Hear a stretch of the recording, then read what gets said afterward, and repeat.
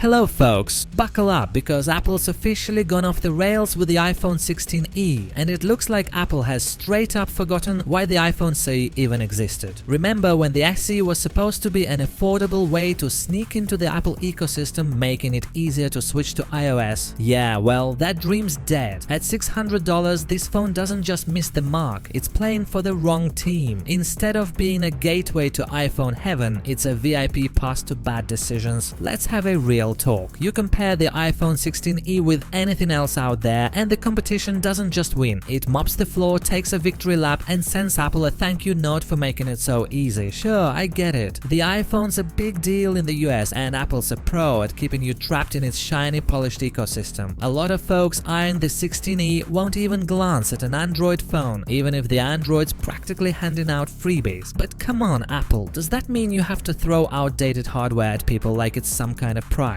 Just because they'll buy it doesn't mean they should. You can almost hear Apple's boardroom chanting, if it ain't broke, overcharge for it. And all of this drama could have been avoided if they just slapped a reasonable price on it. At $499, sure we'd grumble, but it would at least make sense. At $599, it's like Apple's daring us to riot. I mean, come on, no MagSafe, really? A feature every other iPhone has had since like forever? No ultra-wideband UWB chip either. Which means you're out of luck with precision finding for AirTags or the next-gen smart locks. It's like Apple decided, let's just toss in the things no one asked for and skip the ones people actually use. Oh, and the display, still 60Hz. In 2025, my microwave probably has a smoother refresh rate. Apple's always bragging about user experience, but I guess that doesn't include the experience of actually using the phone. Then there's my favorite part. Apple spinning limitations into features like it's some kind of wizardry. A single lens camera being called a 2-in-1 setup, that's just digital zoom, Apple. Every phone can crop an image and call it telephoto, but Apple's over here acting like they invented photography. And the A18 chip, sure, sounds powerful until you realize they've taken a hatchet to it. Fewer GPU cores than the regular iPhone 16. Why? Because Apple. And just to add a cherry on top, the iPhone 16e debuts with Apple's first in-house modem. Except it's probably worse than Qualcomm's. No M-Wave, probably no Wi-Fi 6E. Apple's motto here might as well be, why not cut corners when you can?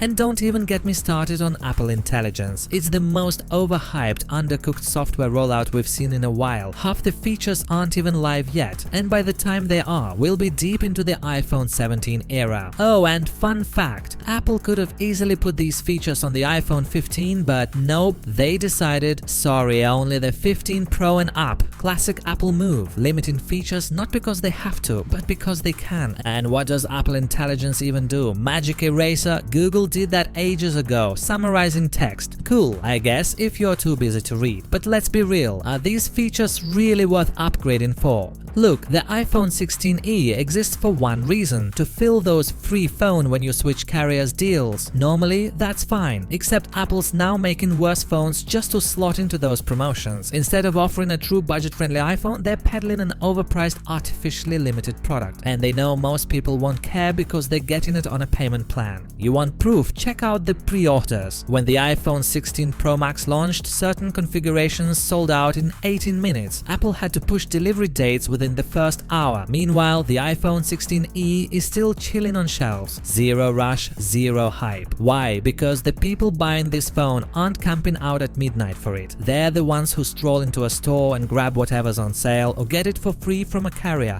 But here's the kicker. Apple knows exactly what they're doing. The iPhone SE used to be about value. The iPhone 16e, it's about profit. And Apple could have dodged all the criticism if they had just priced it right. But at this point, do they even care? Probably not. As long as there's an Apple logo on the back, they know their customers will buy whatever they're selling, even if it comes with a side of buyer's remorse. Anyway, guys, I will keep you updated. Thanks for watching. See you in the next one.